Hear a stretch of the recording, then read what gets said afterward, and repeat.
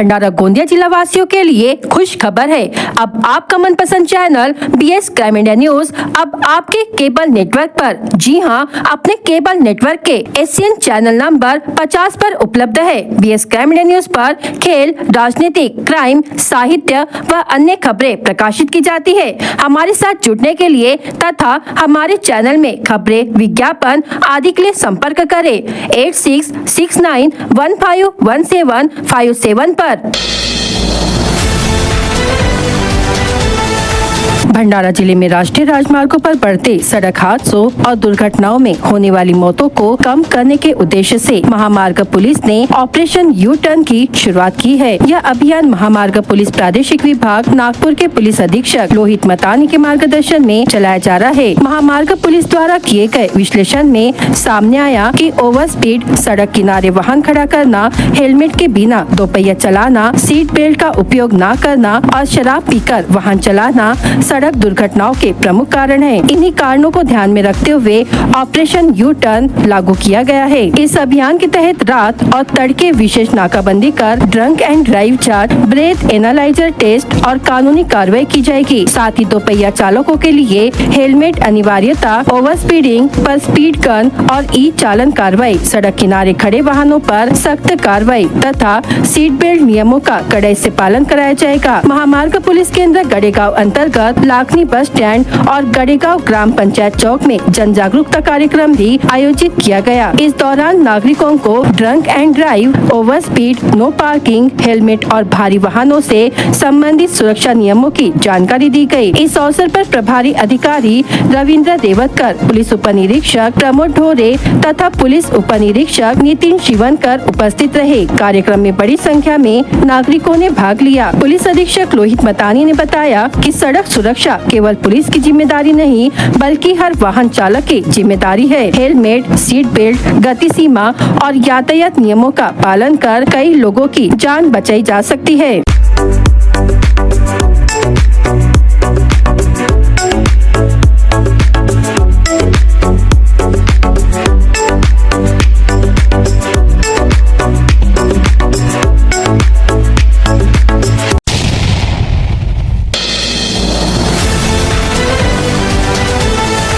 मृग नक्षत्र शुरू होने के बाद जून का पहला पखवाड़ा बीत चुका है, लेकिन भंडारा जिले में अब तक मानसून सक्रिय नहीं हुआ है। एल नीनो के प्रभाव और लंबे ड्राई स्पेल ने खरीफ सीजन की चिंता बढ़ा दी है। जिले में जून महीने के अपेक्षित बारिश के मुकाबले केवल 19.2% वर्षा दर्ज की गई है, जिससे किसानों की बुआई प्रभावित हो रही है। ग्रामीण क्षेत्रों में जल संकट गहराने की आशंका भी जताई जा रही है। देखिए यह खास रिपोर्ट। भंडारा जिले में 1 जून से 20 जून तक औसतन 118.5 मिलीमीटर बारिश अपेक्षित रहती है, लेकिन इस वर्ष अब तक केवल 22.8 मिलीमीटर वर्षा दर्ज की गई है, यानी सामान्य बारिश की तुलना में महज 19.2% बारिश हुई है। बारिश की कमी के कारण किसानों की खरीफ सीजन की तैयारियां प्रभावित हो रही है। 7 जून से मृग नक्षत्र शुरू हो चुका है और किसानों ने खेतों की तैयारी भी पूरी कर ली है, लेकिन पर्याप्त बारिश नहीं होने से अधिकांश किसानों ने बुआई रोक दी है। कुछ क्षेत्रों में हल्की बारिश के आधार पर बुआई करने वाले किसान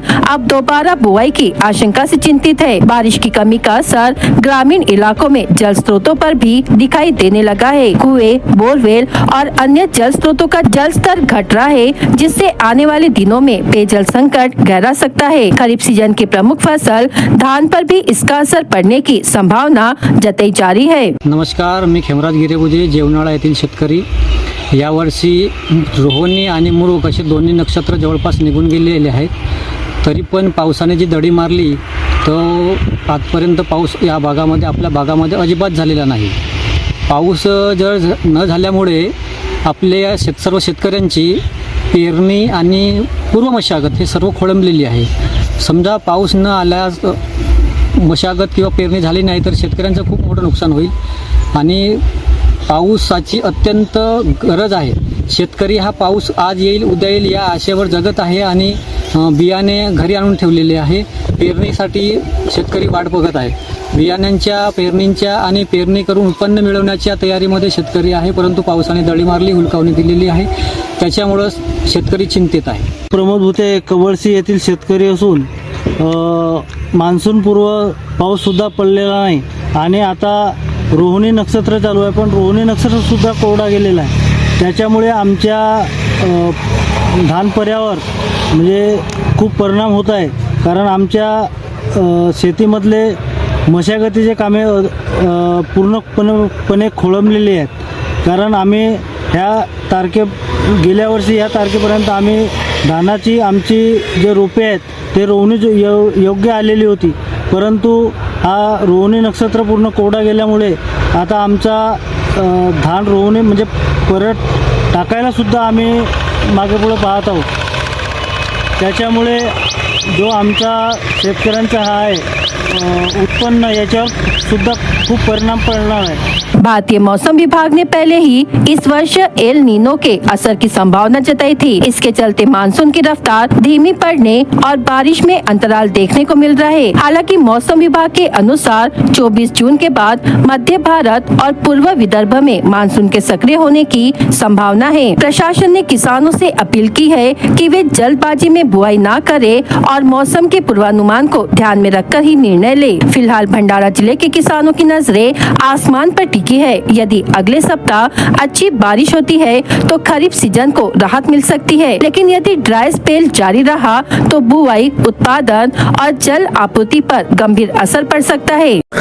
साधारणतः भंडारा जिल्ह्यामध्ये 1 जून पासून तर 19 तारखेपर्यंतचा जो रेनफॉल आपल्याकडे साधारणपणे जो असतो तो 118.5 मिलीमीटर एवढा पाऊस पडणं अपेक्षित असतो, परंतु त्याच्या केसमध्ये आपल्याकडे 22.8 मिलीमीटर एवढा पाऊस सरासरी आपल्याकडे झालेला आहे आणि त्याची जे आपण सरासरी काढली तर 19.2% हा पाऊस आपल्याकडे झालेला आहे. ज्या प्रकारे भारतीय हवामान खात्याने सुचवलं होतं की अल निनोचा इफेक्ट आपल्याला दिसेल, तो इफेक्ट आपल्याला या ठिकाणी दिसतोय. मान्सूनचं साधारणतः आगमन आपल्याकडे 8 जून ते 15 जूनच्या दरम्यान आपल्याकडे होऊन जात असतं, परंतु अद्याप 19 जून झालेला असूनही मान्सून सद्यस्थितीमध्ये कोकणमध्येच रेंगाळलेला आहे. परंतु भारतीय हवामान खात्याने आपल्याला सुचवल्यानुसार 24 तारखेनंतर मान्सून मध्य भारतामध्ये विशेषतः पूर्व विदर्भामध्ये सक्रिय होण्याबद्दलची त्यांनी एक चांगली बातमी या ठिकाणी दिलेली आहे. मी आपल्या माध्यमातून जिल्ह्यातील सर्व आमच्या शेतकरी बांधवांना आवाहन करतो की त्यांनी पावसाचा अंदाज घेऊनच पेरणी करायची आहे, जेणेकरून दुबार पेरणीचे संकट त्यांच्यासमोर उभं राहणार नाही. मान्सून यायला अद्यापही आठवड्याभराचा कालावधी आहे, करिता आपण सर्वांनी पावसाचा अंदाज घेऊनच पेरणीचं कार्य करावं अशी मी आपल्याला विनंती करतो.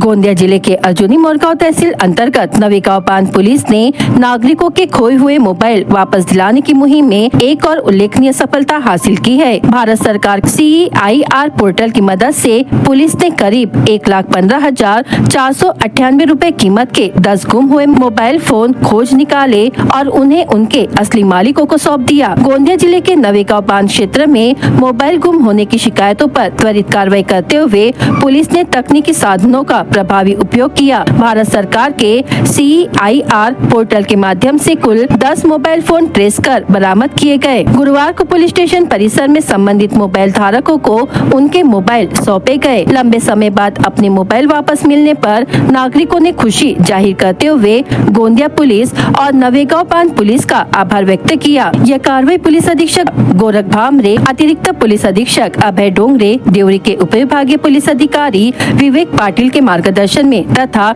नवेगांव बांध पुलिस स्टेशन के थाना प्रभारी सहायक पुलिस निरीक्षक अजित पाटिल के नेतृत्व में की गई. इस अभियान में पुलिस सिपाही रुकमोडे और पुलिस नायक मेंढे ने विशेष योगदान दिया. वहीं गोंदिया साइबर सेल का भी महत्वपूर्ण सहयोग रहा. इस दौरान सहायक पुलिस निरीक्षक अजित पाटिल ने नागरिकों से साइबर सुरक्षा को लेकर सतर्क रहने की अपील की. उन्होंने कहा कि स्मार्टफोन का उपयोग करते समय किसी भी अनजान मोबाइल एप्लीकेशन या APK फाइल को इंस्टॉल न करें और अपना OTP, बैंक जानकारी या अन्य गोपनीय जानकारी किसी के साथ साझा न करें. साथ ही साइबर धोखाधड़ी होने की स्थिति में तुरंत 1930 टोल फ्री नंबर पर शिकायत दर्ज कराने की अपील की गई.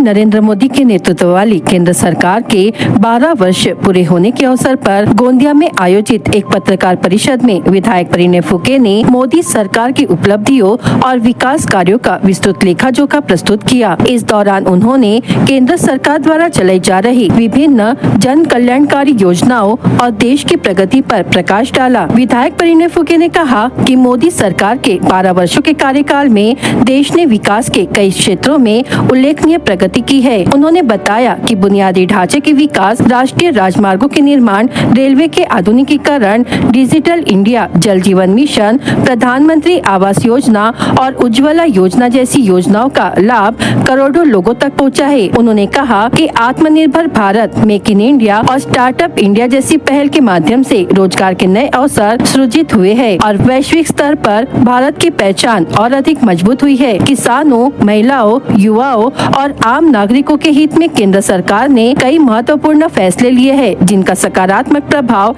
देश के विकास पर दिखाई दे रहा है। या 12 वर्षाचे जे मोदी सरकार मागच्या 12 वर्षापासून या देशाच्या विकासासाठी जे काम करतात आहे आणि ज्या प्रकारे सबका साथ, सबका विकास, सबका विश्वास आणि सबका प्रयास हे ज्या मूल मंत्र घेऊन आम्ही सगळं काम करतात आहे आणि सगळ्या ज्या योजना संपूर्ण देशभरात राबवल्या त्या संदर्भातली माहिती आपल्या गोंदिया जिल्ह्याला काय काय त्यामध्ये मिळालं त्या संदर्भातली माहिती देण्याकरता आज ही प्रेस कॉन्फ्रेंस घेण्यात आली। विधायक परिणय फुके ने बताया कि मोदी सरकार की 12 वर्षों की उपलब्धियों को जन जन तक पहुंचाने के लिए विभिन्न कार्यक्रमों और जनसंपर्क अभियानों का आयोजन किया जाएगा। इस अवसर पर गोंदिया विधानसभा क्षेत्र के विधायक विनोद अग्रवाल, विधायक विजय रहंगडाले, भाजपा जिला अध्यक्षा सीता रहंगडाले, भाजपा संगठन मंत्री बाड़ा अंजनकर सहित भारतीय जनता पार्टी के कई पदाधिकारी और कार्यकर्ता बड़ी संख्या में उपस्थित रहे। निश्चितच मलाही असं वाटतं की ती योजना 2014-2015 मध्ये आणि त्यावेळेस जी अपेक्षित होती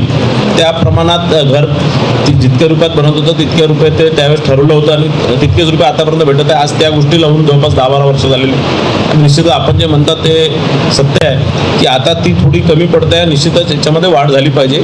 आता 50,000 रुपये मला वाटतं राज्य सरकारी त्यात वाढून देत आहे। 5 ब्रास रेती त्यामध्ये फ्री देत आहे। मला वाटतं आणखीन 5 ब्रास म्हणजे 10 ब्रास करण्याचं नियोजन आहे आणि त्यातही मला असं वाटतं केंद्र सरकार यामध्ये पैसे निश्चितच वाढून देणार।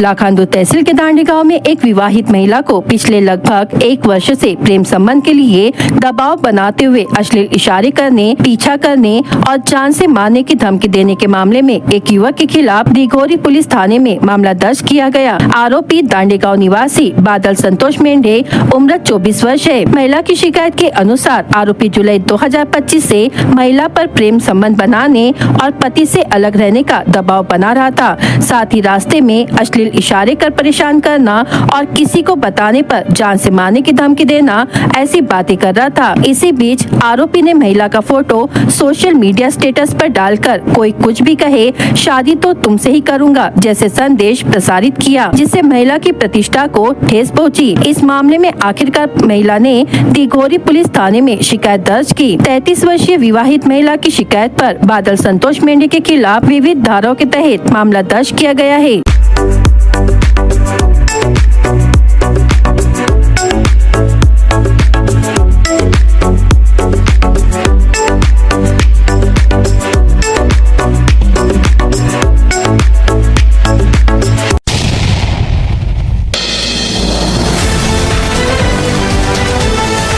राज्य के धान उत्पादक किसानों को बेहतर समर्थन मूल्य, पारदर्शी खरीदी व्यवस्था तथा समय पर भुगतान सुनिश्चित करने के उद्देश्य से राज्य शासन की न्यूनतम समर्थन मूल्य अध्ययन समिति ने छत्तीसगढ़ राज्य की धान खरीदी व्यवस्था का विस्तृत अध्ययन किया। समिति के अध्यक्ष एवं विधायक डॉक्टर परिणय फुके के नेतृत्व में यह अध्ययन दौरा संपन्न हुआ। डॉक्टर फुके ने कहा कि अध्ययन के आधार पर विस्तृत रिपोर्ट तैयार कर राज्य सरकार को आवश्यक सिफारिशें भेजी जाएंगी, जिससे महाराष्ट्र के लाखों धान उत्पादक किसानों को लाभ मिलने की उम्मीद है। बैठक में विधायक विनोद अग्रवाल, विधायक संजय पुराम, विधायक राजू कारेमोरे, सभापति शशिकांत दीवे, संचालक जितेंद्र कुमार शुक्ला, सहायक संचालक योगेंद्र श्रीवास तथा संबंधित अधिकारी उपस्थित थे। समिति ने बारदाना प्रबंधन, नए एवं पुराने बारदानों का लेखा जोखा, किसानों को 48 घंटे के भीतर भुगतान की व्यवस्था तथा बैंकिंग नियोजन का अध्ययन किया। साथ ही खरीदी प्रक्रिया में पारदर्शिता बनाए रखने के लिए विकसित आधुनिक कंप्यूटरीकृत प्रणाली का भी निरीक्षण किया।